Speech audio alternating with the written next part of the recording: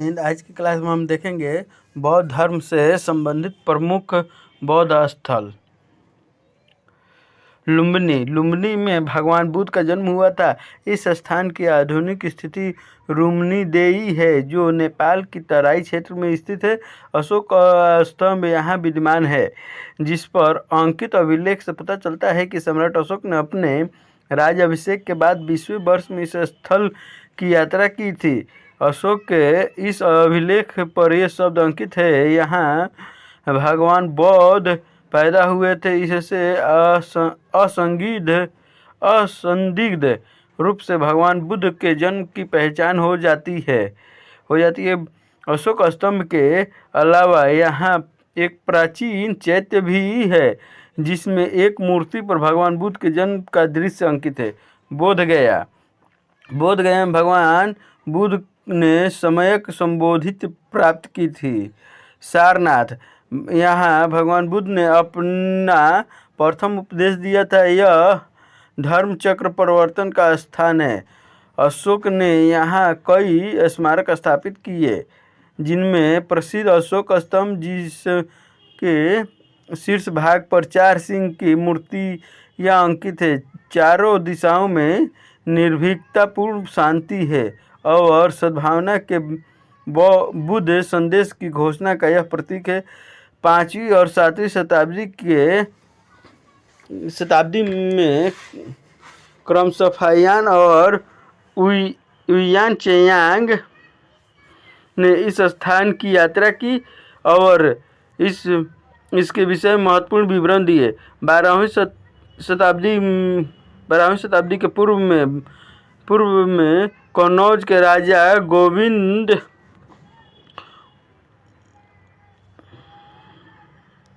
गोविंद चंद गाहड़वाल की रानी कुमारी देवी ने यहाँ एक विहार बुद्ध के धर्म चक्र परिवर्तन के स्मारक के रूप में बनवाया था।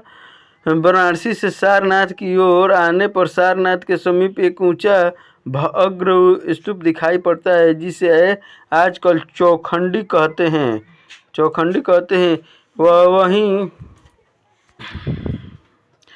वही स्थल है जहाँ पहली बार पश्चिमवर्गीय भिक्षु मिले थे और जिन्हें बुद्ध ने बाद में अपने धर्म की दीक्षा दिया था।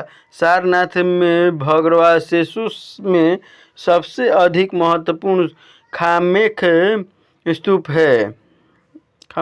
है, जो उस स्थान को सूचित करता है जहाँ भगवान बुद्ध ने अपना प्रथम धर्मोपदेश 5 वर्गीय भिक्षुओं को दिया था। आसपास की भूमि से यह स्तूप करीब 46 मीटर ऊंचा है। धर्म चक्र परिवर्तन मुद्रा में बलुआ पत्थर की बनी भगवान बुद्ध की मूर्ति जो यहाँ मिली है, भारतीय कला की एक अद्वितीय कृति है।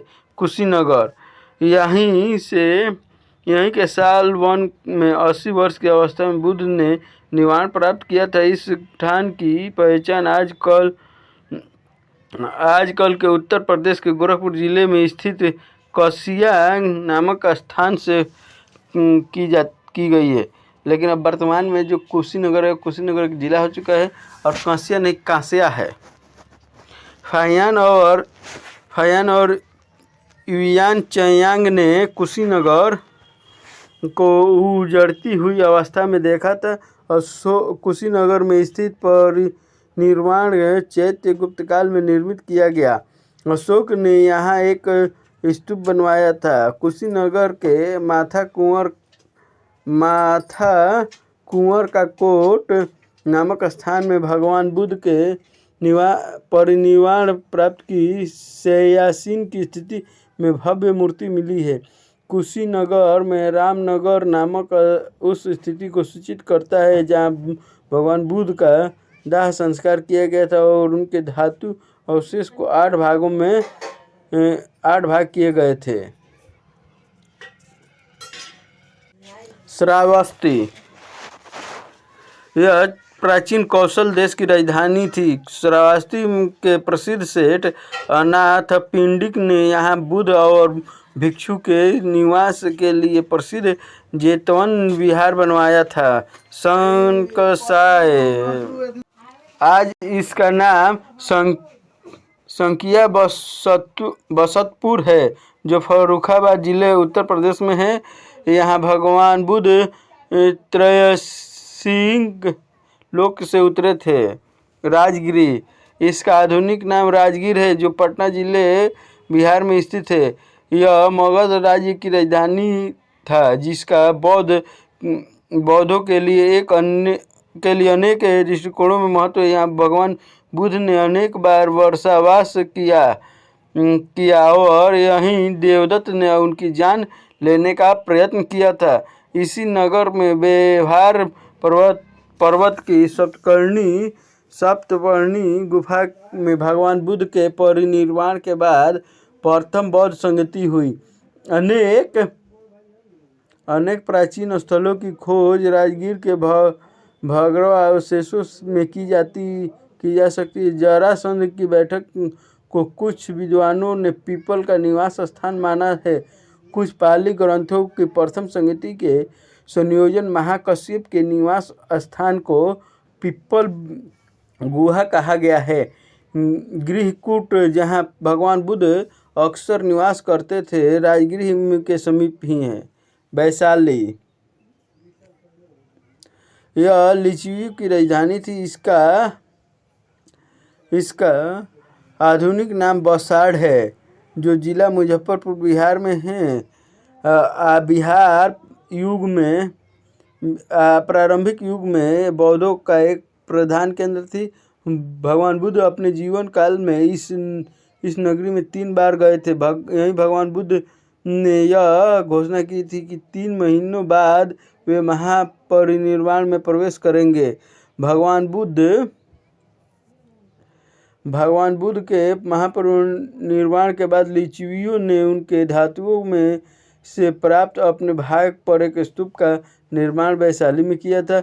बुद्ध परिनिर्वाण के करीब 100 वर्ष बाद वैशाली में द्वितीय बौद्ध संगति हुई थी। राजा विशाल का गढ़ नामक स्थान, जो बसाड़ में है, वैशाली के प्राचीन गढ़ को संभवतः सूचित करता है। फाहियान और युआन चेयांग ने इसका ठान की यात्रा की, जहाँ बलुआ पत्थर का एक स्तंभ है, जो आसपास की सतह से 7 मीटर ऊंचा है। यह अशोक की शैली का स्तंभ है, परंतु इस पर अशोक का कोई अभिलेख नहीं है। संभवतः यह उन कई अशोक स्तंभों में से है जिनका उल्लेख युआन चेयांग ने किया है। सांची मुंबई से 880 किलोमीटर का संबंध गौतम बुद्ध के जीवन से नहीं है और न उनका अधिक उल्लेखनीय साहित्य में हुआ है। चीनी यात्रियों ने भी इसके संबंध में कुछ नहीं कहा है। फिर भी यह निश्चित है कि प्रारंभिक बौद्ध काल की सर्वोत्तम निधियाँ हमें सांची में ही मिलती है। सांची के स्मारकों का आरंभ अशोक के युग से हुआ। सांची के बड़े स्तूप का व्यास 30.5 मीटर है। अपने मौलिक रूप में इसे अशोक का काल में ईंट बनवाया गया था।